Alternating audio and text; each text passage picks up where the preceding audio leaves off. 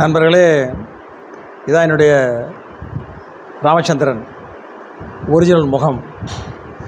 இது வரைக்கும் கண்ணாடி போட்டு தானே பார்த்துருப்பீங்க. கண்ணாடி இல்லாமல் பாருங்கள். இந்த கோட்டு சூட்டு போட்டிருப்பேன், அது பழைய படம். அது இப்போ ஃபேஸ்புக்லேயும் யாரோ எடுத்து போட்டுக்கிட்டு இருக்காங்க, பரபரப்பாக போடுறாங்க, ரசிக்கிறாங்க. அந்த ஃபோட்டோவை ரசிக்கிறாங்க.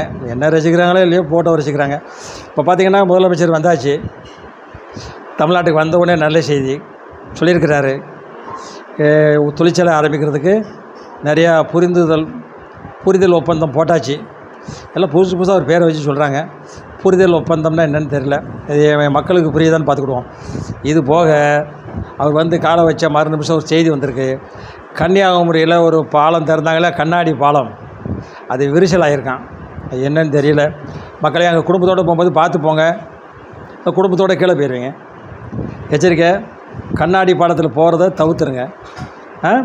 அடுத்த வீடியோவில் வரேன். அது வரைக்கும் அடுத்த வீடியோவில் வரேன்.